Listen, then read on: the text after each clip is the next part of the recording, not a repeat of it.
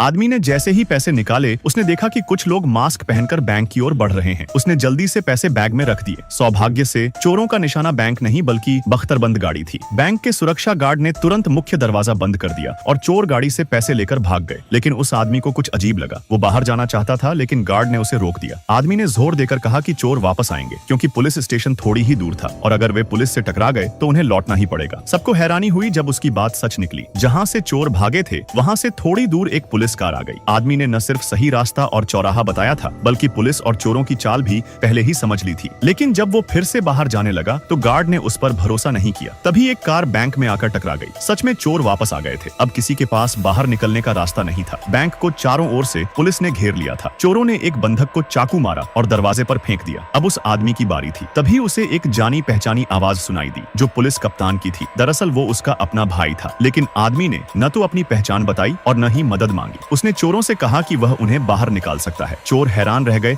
और बैंक में सन्नाटा छा गया। जब पुलिस योजना बना रही थी कि बैंक में कैसे घुसा जाए, चोर उस आदमी को घसीटते हुए सुरक्षा कक्ष में ले गए। उसने कहा कि वहीं से वे भाग सकते हैं, लेकिन वहां जाकर पता चला कि वो जगह केवल दूसरी मंजिल तक जाती थी। चोरों ने गुस्से में आकर उसका कॉलर पकड़ लिया और उसे मारने के लिए तैयार थे, लेकिन उसने कहा कि पहले उसे जाने दें। थोड़ी देर देखने के बाद उसने एक अलमारी हटाई और दीवार के पीछे देखा। असल में ये बैंक पहले एक रेस्टोरेंट था और दीवार के पीछे एक फूड पास था जो तीसरी मंजिल तक जाती थी। तीसरी मंजिल से निकलकर वे बैंक के उत्तर दरवाजे तक पहुंच सकते थे जहां मैनेजर की कार खड़ी थी। चोरों ने उस पुरानी खिड़की को तोड़ना शुरू कर दिया और आदमी ने एक चुंबक उठाकर उसे लोहे की अलमारी पर रखा। जैसे ही चोर रास्ता देखकर खुश हुए, आदमी ने चुंबक की मदद से पुलिस की योजना समझ ली। सफलतापूर्वक भागने के लिए उन्हें एक आदमी को पीछे छोड़ना होगा ताकि वह पुलिस का ध्यान भटका सके। लेकिन अब चोर भूल चुके थे कि यह आदमी उनका बंधक है। आदमी ने उन्हें सलाह दी कि बख्तरबंद गाड़ी को सामने के रास्ते से निकालो और बाकी लोग तीसरी मंजिल से निकलें। जैसे ही गाड़ी उत्तर दरवाजे से निकली और पुलिस का ध्यान खींचा, बाकी चोर नीचे उतरकर मैनेजर की कार में भाग निकले।